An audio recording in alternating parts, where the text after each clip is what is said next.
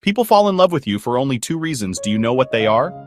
Have you ever asked yourself, did they love me or just how I made them feel? If that question hits home, you're not alone. Carl Jung believed that most people fall in love for reasons that have little to do with love at all. Let's talk about what those reasons really are and how they might be showing up in your own story. Stay with me until the end, because this might just shift how you see love, relationships, and even yourself. Don't forget to hit like, subscribe, and share this with someone who needs it. Let's be honest, we've all been there. Someone falls for us, so hard. We feel wanted, seen, maybe even adored. But then, something changes. They pull away. The spark fades. Or you realize they never really knew you at all. Carl Jung, one of the most influential psychologists in history, believed love isn't always about connection. It's often about reflection. The first reason people fall in love with you, Jung says, is this. They see in you something they've lost, denied, or forgotten in themselves. You become their mirror. Maybe they fall in love with your confidence because deep down, they wish they could be that bold. Maybe they're drawn to your kindness because they crave warmth in their own chaotic world. They don't fall for you exactly.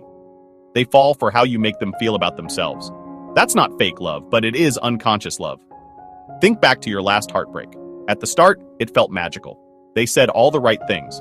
It made you feel special, like they finally got you. But later, you realized they weren't in love with your soul. They were in love with the idea of you. That's projection. We all do it, falling for people who reflect something back to us, and we all get hurt when the mirror breaks. Now here's the second reason someone might fall in love with you. Because they see you clearly and choose you anyway. Not because you make them feel whole.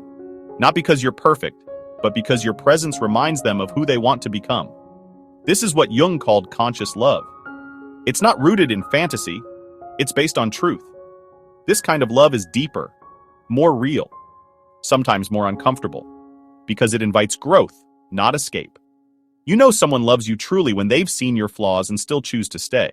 When they don't just love the version of you that laughs in the sunlight, but also the one who struggles in the dark. Real love doesn't rescue you, it reflects you, and it gives both people space to grow. Not into someone else's fantasy, but into your truest self.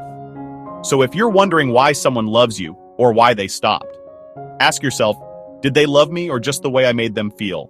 Was I a mirror or a partner? And here's the harder question. When I fall in love, am I seeing the person or just seeing myself in them?